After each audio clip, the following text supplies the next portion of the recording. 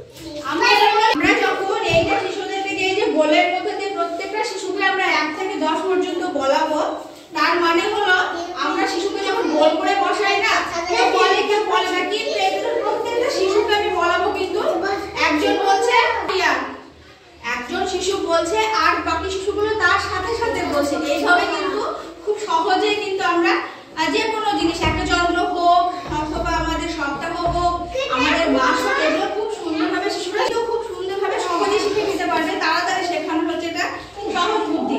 যেহেতু একে একে আপনার গোল করে আমি বলবো, আমার সাথে বলবে, কেউ বলবে কেউ বলবে, যেহেতু বাচ্চা। হ্যাঁ বুঝছো, এইভাবে আমরা এই কাজটা করাবো, খুব তাড়াতাড়ি সহজেই হয়ে যাবে আমাদের কিন্তু শিশুদের এই গণনার কাজটা করানো, তাই না? এবং এইভাবে আচ্ছা মাহিয়ে আরেকটা জিনিস, এইভাবে কিন্তু আমি আরেকটা জিনিস দেখাচ্ছি, সহজ হয়ে যাবে। এই দেখো এখানে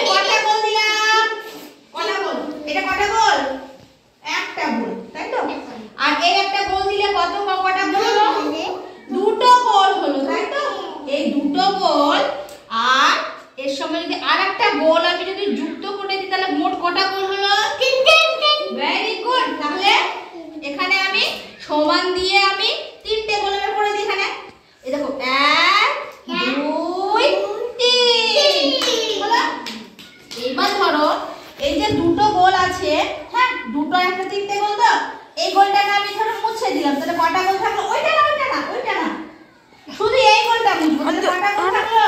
একটা গোল বাদ দিয়ে দিলে কটা থাকলো? মনে একটা গোল বাদ দিলে কটা গোল থাকলো? দুটো। তাহলে এখানে একটা মুছে দিতে হবে, তাহলে এখানে মুছে দিলাম, তাহলে দুটো গোল। বুঝতে পেরেছো? আচ্ছা তোমরা এখানে তুমি আর তুমি